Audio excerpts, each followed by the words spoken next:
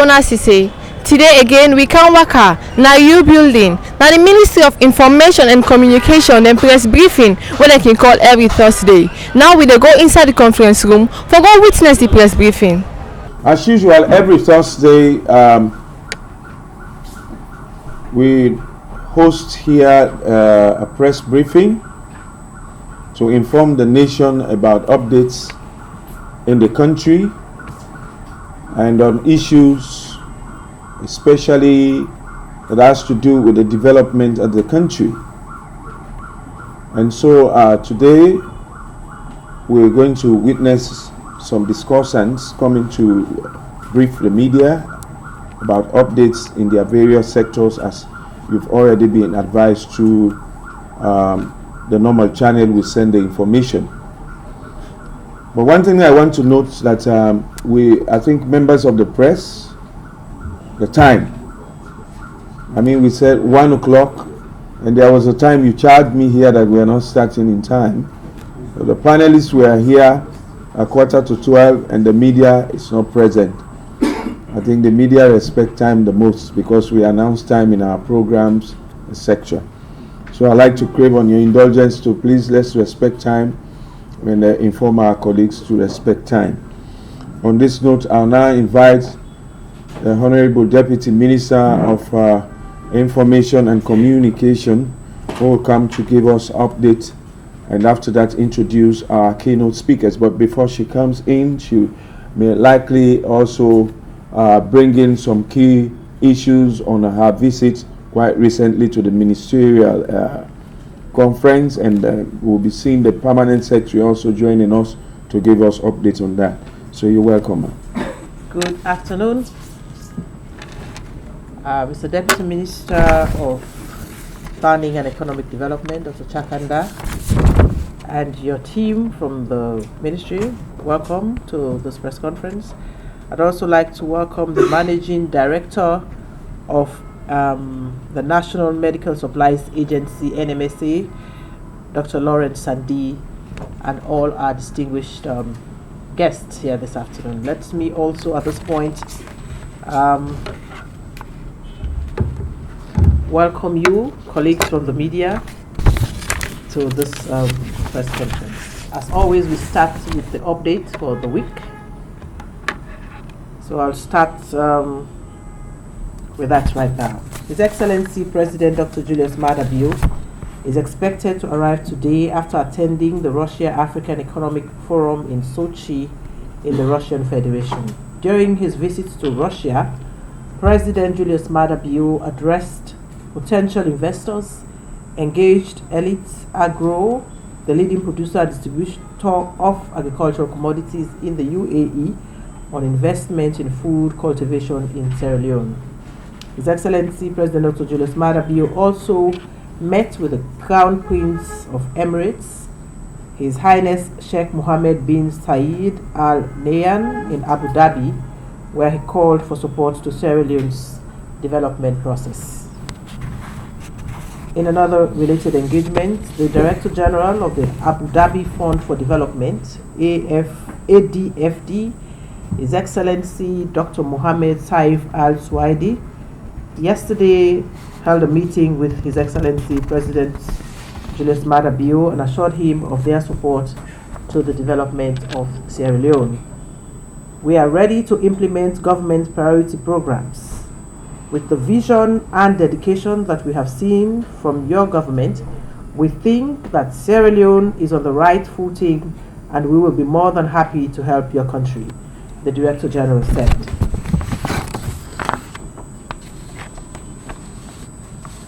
The Directorate of Science, Technology and Innovation, DSTI, will be launching the National Innovation and Digitization Strategy NEEDS as part of its 1-year anniversary on Friday, that's tomorrow, 1st November 2019, at the Bintumani International Conference Center.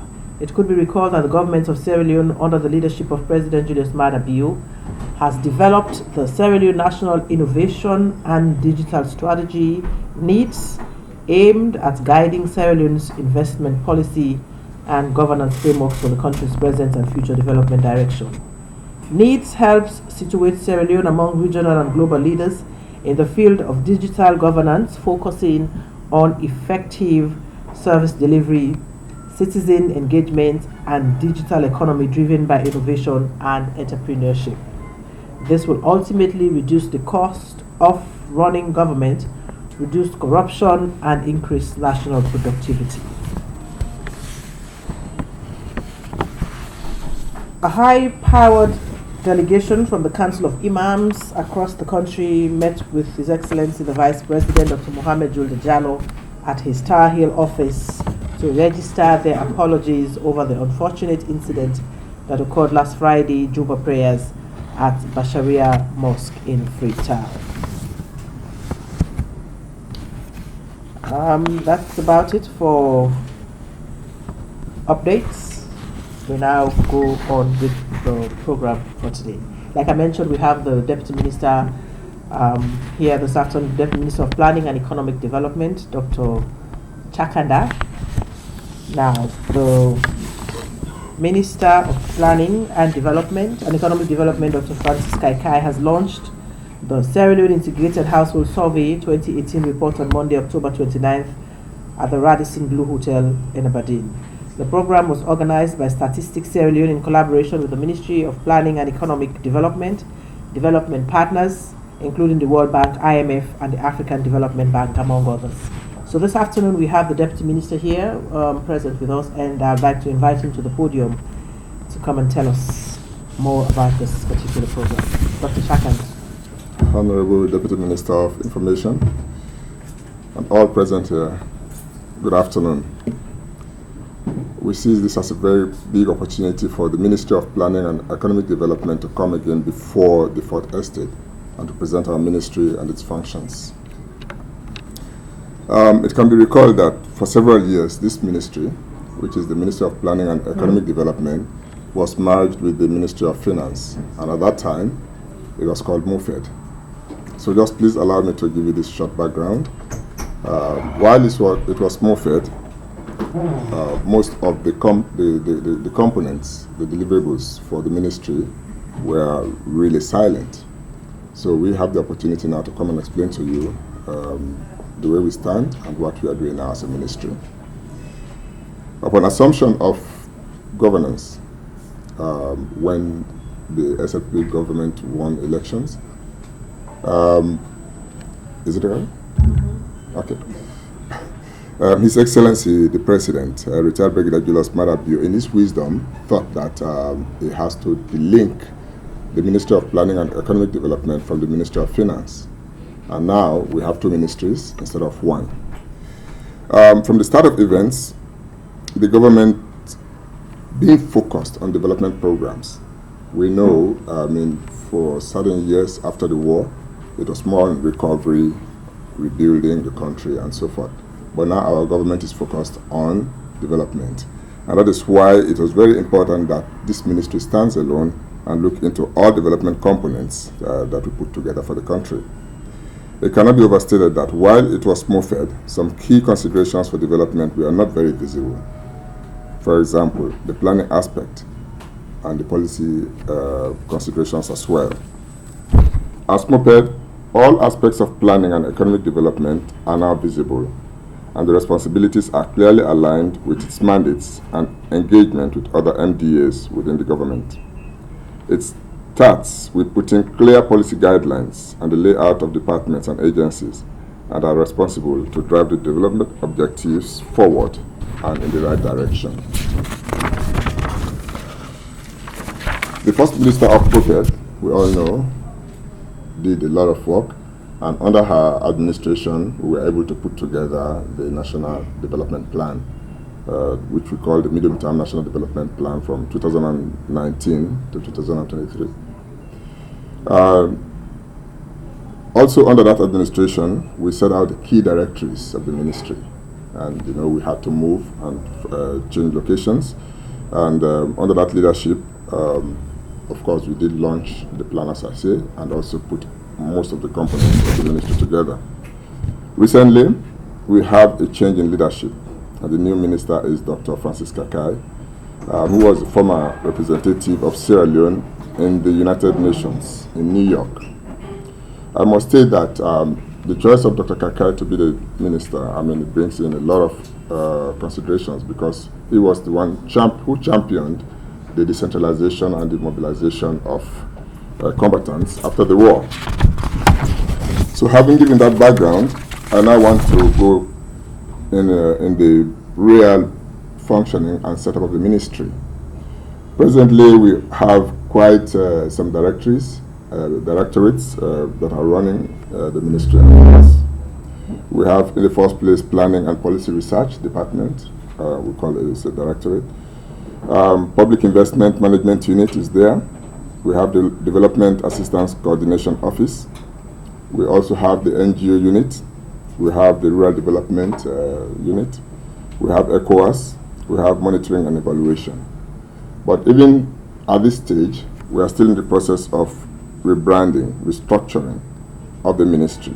And we have a consultant who is handling the change management of the ministry. We also have oversight functions of the National Council, one of which is the National Council for Civic Education.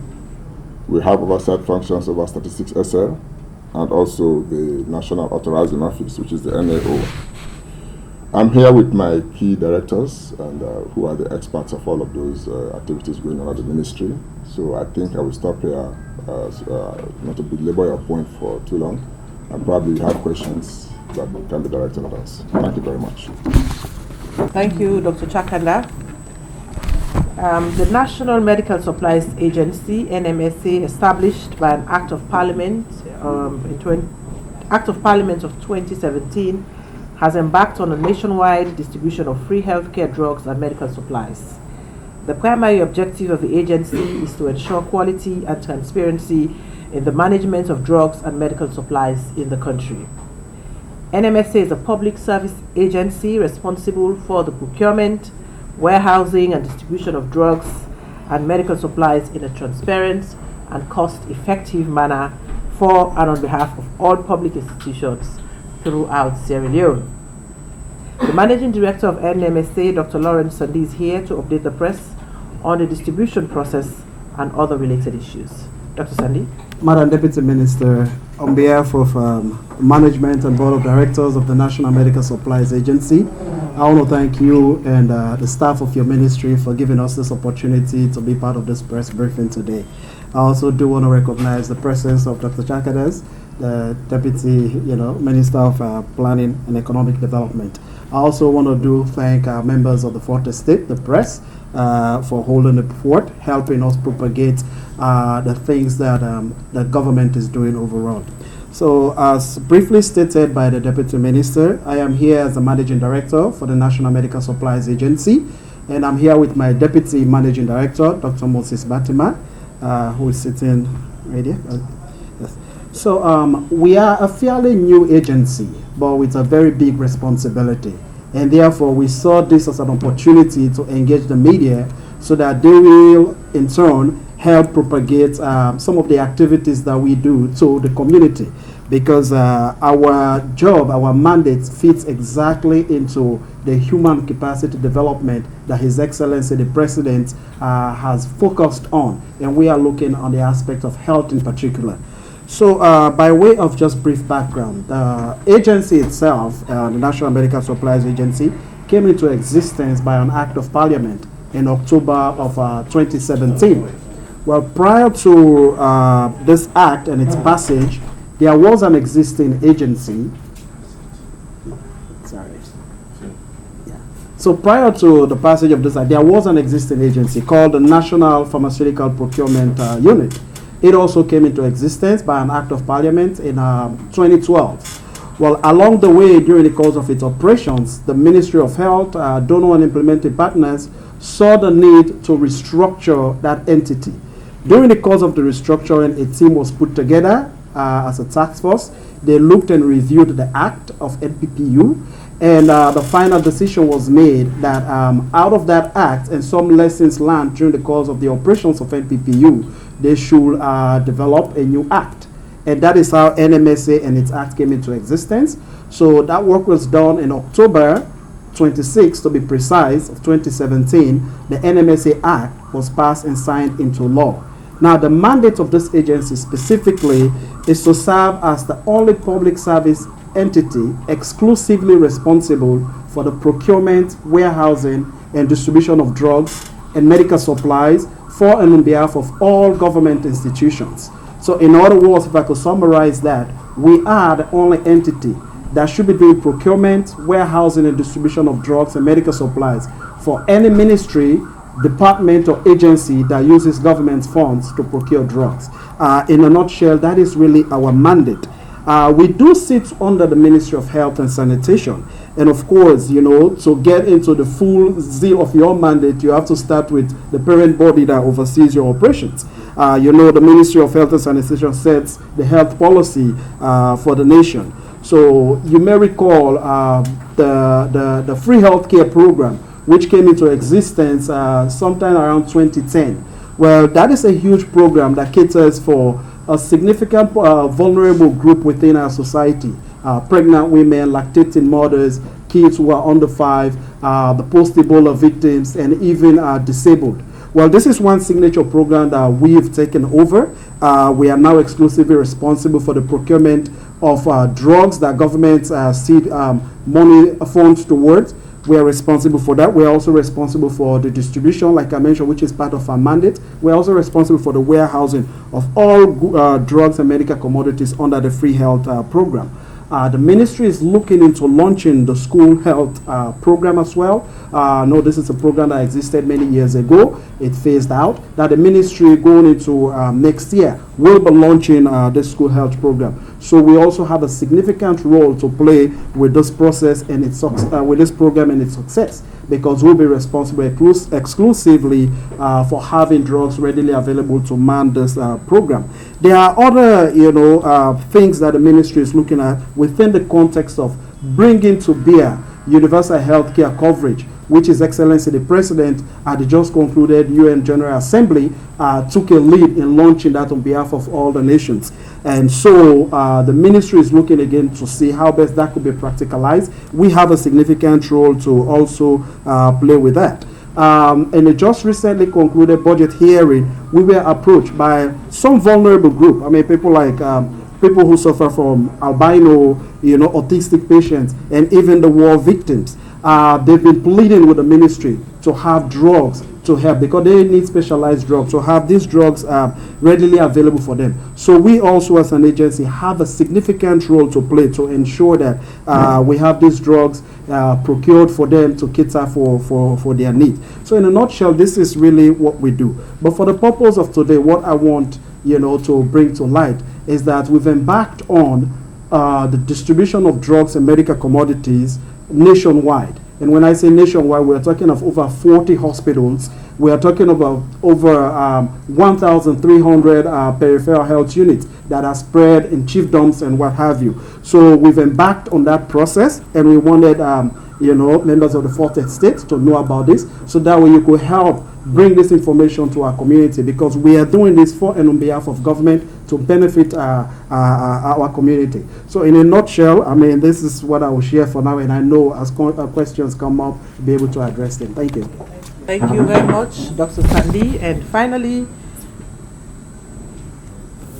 so Sierra Leone has been elected as the 3rd Vice Chair of the Bureau of the Specialist Technical Committee, STC, of AU Ministers responsible for communications and ICT at their 3rd ordinary session held in the Egyptian resort city of Sharm el-Sheikh from the 25th to the 26th of October 2019. The ministerial session ended with the adoption of the 2019 Sharm el-Sheikh Declaration, STC-CICT, which included the draft Digital Transformation Strategy for Africa 2020 to 2030 that will be presented to the Assembly of AU Heads of State and Governments at their next summit in January 2020 for their approval. So I was part of that delegation that went to Sharm el-Sheikh for that meeting, and of course I was in the company of the Permanent Secretary, Mr. Augustine Sheku. So I'd like to give Mr. Sheku the podium to just say a few words on that, and then we'll take questions from you. Thank you, Madam Deputy Minister. Well, as you are aware, we are part of the Global Forum, which stems from the United Nations to the African Union and ECOWAS. And it is expected that when we formulate policies and programs, they should resonate with best standards that will attract investment and also support both technical and financial. And the AU, as you all know, formerly was OAU, but in the 1990s it was reconfigured so that it can become very relevant instead of it becoming the topping shop that we used to know. So as a result, they created specialized technical committees. They look at all the sectors that were very critical for governance, and so they group these sectors into committees, and ministers in charge of those sectors are normally called to meetings so that they discuss issues that are very relevant and pertinent. So the third section of the Specialized Technical Committee of AU ministers responsible for ICT was conveyed in the resort city of Sharm el-Sheikh in Egypt, and we participated. A number of issues were considered, but chief among them was the adoption of the digitalization structure or strategy for Africa. And as a country, we have already started through consultations that we had in June, and we are preparing the document to have a final digital strategy that will be used, one, to mainstream all the sectors that are within the governance system so that we can deliver on the national development plan which government has rolled out. So that one is very key. And then secondly, the ICT sector is also critical to create jobs and also limit the inequalities, because you find out that it's a sector that has a lot of potentials, and therefore you need to harness these potentials so that you leapfrog your development and be able to harness the opportunities that comes along with it.